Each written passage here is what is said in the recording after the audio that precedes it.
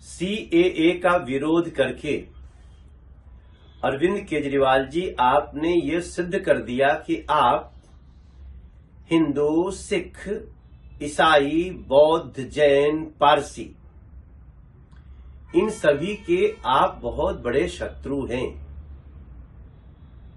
क्या हो गया है आपको? आप इतना गिर जाएंगे ये दिल्ली की जनता ने और देश के लोगों ने सोचा नहीं कभी। सीएए के बारे में आप मुख्यमंत्री होते हुए फेक न्यूज फैला रहे हैं। सीएए का मतलब है कि जो 31 दिसंबर 2014 के पहले इस देश में पाकिस्तान, अफगानिस्तान और बांग्लादेश से वो लोग जो वहां बहुत प्रताड़ित हो रहे थे, जिनकी बहन बेटियों का बलात्कार हो रहा था, जिनके जीवन जीना दूभर हो रहा था, उन्होंने अपने प्राण बचाने के लिए, अपनी इज्जत बचाने के लिए, अपने बच्चों को बचाने के लिए भारत में प्रवेश कर गए और वो यहां दयनीय जिंदगी जी रहे थे। उनको नरेंद्र मोदी जी ने, मोदी सरकार ने सीएए लाकर उनको नागरिकता देने का काम किया है और आप उनसे इतना नफरत करते हैं। आप फेक न्यूज फैलाते हैं कि 2.5 करोड़ लोग आ जाएंगे, 2 करोड़ लोग आ जाएंगे। ये जो आ गए हैं 31 दिसंबर 2014 तक, उनके लिए कानून है और इसका देश के मुसलमानों की नागरिकता से कोई लेना देना ही नहीं है। ये सीएए नागरिकता देने का काम कर रहा है जो 31 दिसंबर 2014 तक प्रताड़ित होकर उन देशों के, पाकिस्तान, अफगानिस्तान और बांग्लादेश के अल्पसंख्यक जो यहां आ चुके हैं 31 दिसंबर 2014 तक, उनको नागरिकता दिया गया है। और आप फेक न्यूज फैला रहे हैं कि सबको लाएंगे। तो इसका कारण भी हमें समझ में आ रहा है। जिसकी जमीन चली जाती है ना अरविंद केजरीवाल जी, वो ऐसे ही फेक न्यूज फैलाता है, ऐसे ही नफरत फैलाता है। आप झूठ की मशीन तो थे ही, अब आप नफरत के मशीन हो गए हो। वो आपकी तरह उनको शीश महल नहीं दिया जा रहा है। अरविंद केजरीवाल जी, आपके राजमहल जैसा उनको राजमहल तो नहीं मिलेगा, लेकिन हां, प्रधानमंत्री आवास योजना के तहत नरेंद्र मोदी जी के द्वारा उनको एक आवास मुहैया कराया जाएगा, उनको पानी मुहैया कराया जाएगा, उनको बिजली मुहैया कराई जाएगी। उनको भी अपनी एक इंसान की जिंदगी जीने का हक है। नमस्कार। कल भाजपा की केंद्र सरकार ने सीए लागू करने का नोटिफिकेशन जारी किया है। 10 साल देश पे राज करने के बाद ऐन चुनाव के पहले इन लोगों को सीए की बात करनी पड़ रही है। अगर 10 साल में कुछ अच्छा काम कर लेते तो शायद आज सीए की जगह अपने कामों पे वोट मांग रहे होते। आज देश के सामने सबसे बड़ी समस्या महंगाई और बेरोजगारी की है। किसी को भी घर चलाना मुश्किल हो रहा है, इतनी ज़्यादा महंगाई हो गई है, कमर तोड़ महंगाई हो रही है। उधर हमारे युवा दर दर की ठोकरें खा रहे हैं रोजगार के लिए, उनके ऊपर डंडे लाठियां बरसाई जा रही हैं। ऐसे में सरकार बेरोजगारी और महंगाई का समाधान ढूंढने की बजाय सीए की बात कर रही है, तो ये बड़े दुख की बात है। ये सीए आखिर है क्या? बीजेपी की केंद्र सरकार का कहना है कि 3 देश, बांग्लादेश, पाकिस्तान और अफगानिस्तान, इन 3 देशों के अल्पसंख्यक जो हैं वो अगर भारत की नागरिकता लेना चाहें तो उन्हें भारत की नागरिकता दे दी जाएगी। इसका मतलब बड़ी संख्या में यहाँ से अल्पसंख्यकों को हमारे देश में लाया जाएगा, उनको रोज़गार दिए जाएंगे, उनके लिए घर बनाए जाएंगे, उनको यहाँ बसाया जाएगा। अजीब बात है ना। बीजेपी की केंद्र सरकार से हमारे बच्चों को रोजगार दिए नहीं जा रहे, पाकिस्तान से लोगों को लाके उनके बच्चों को रोजगार देना चाहते हैं।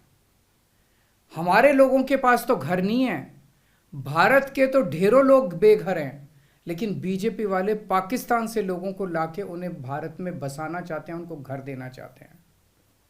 हमारे रोजगार उनके बच्चों को देना चाहते हैं, हमारे हक के घर उनमें पाकिस्तानियों को बसाना चाहते हैं। भारत सरकार का जो सरकारी पैसा हमारे परिवार और देश के विकास पे खर्च होना चाहिए, वो पैसा पाकिस्तानियों को भारत में बसाने पे खर्च किया जाएगा। इन 3 देशों में लगभग 2.5 से 3 करोड़ अल्पसंख्यक हैं। ये तीनों बहुत गरीब देश हैं। जैसे ही भारत के दरवाजे खुलेंगे, इन 3 देशों से भारी भीड़ हमारे भारत में आ जाएगी।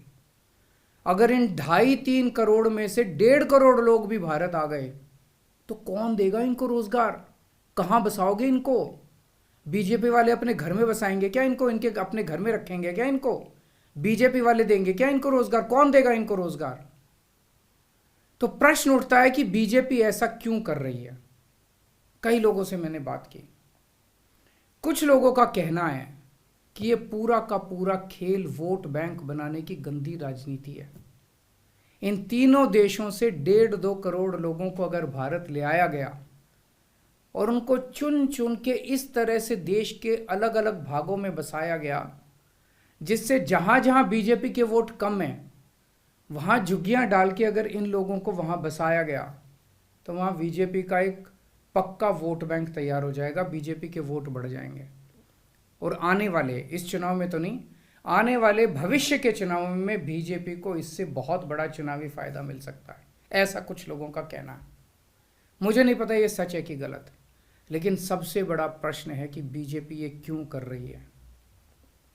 एक तरफ बीजेपी की हरियाणा सरकार हरियाणा के बच्चों को रोजगार देने में असमर्थ है।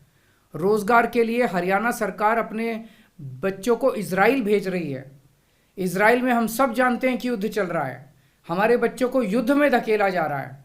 अपने बच्चों को तो रोजगार है नहीं और पाकिस्तानियों को भारत लाके उनके बच्चों को रोजगार देना चाहते हो।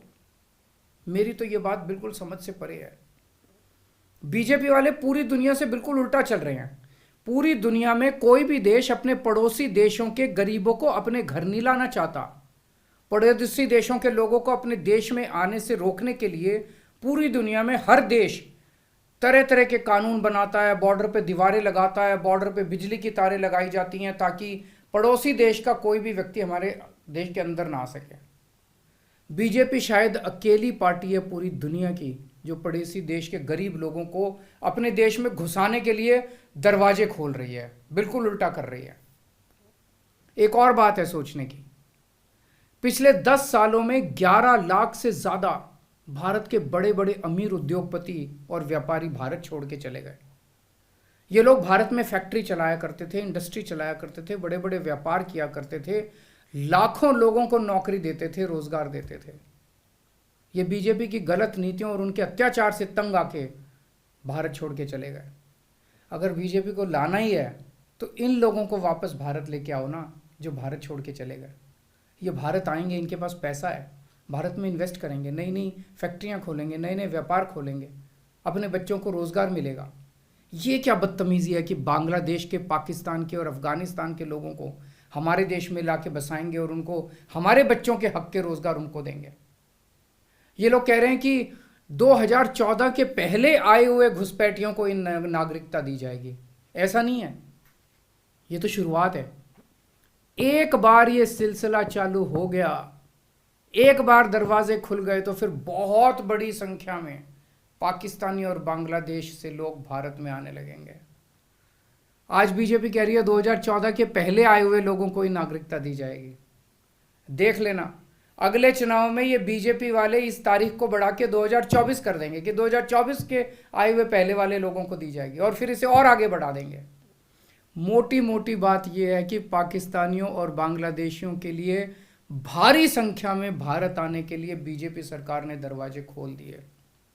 ये देश के लिए बेहद खतरनाक है और इसका सबसे ज्यादा खामियाजा उत्तर पूर्व, नॉर्थ ईस्टर्न स्टेट्स भुगत रहे हैं, खासकर आसाम। आसाम के लोगों की भाषा और संस्कृति खतरे में पड़ चुकी है क्योंकि वहां पे बांग्लादेश से इतनी बड़ी संख्या के ऊपर इलीगल माइग्रेशन हुआ है। अब बीजेपी कह रही है कि इलीगल माइग्रेंट जो आए हैं उनको हम नागरिकता देंगे, उनको हम बसाएंगे, आसाम में बसाएंगे। आसाम के लोग बहुत नाराज हैं। एक तरह से देखा जाए तो हेमंत बिश्व शर्मा जो बीजेपी के मुख्यमंत्री हैं, उन्होंने धोखा दिया अपने लोगों को। अपने आसाम के लोगों की खातिर उन्हें सीए का विरोध करना चाहिए था। उन्हें कहना चाहिए था कि असम के लोगों की संस्कृति और भाषा दोनों खतरे में है, ये बिल्कुल बर्दाश्त नहीं किया जाएगा। तो दोस्तों, पूरे देश की मांग है कि सीए को वापस लिया जाए। हम किसी हालत में अपने बच्चों की नौकरियां, अपने बच्चों के रोजगार दूसरे देश के लोगों को किसी हालत में नहीं देंगे।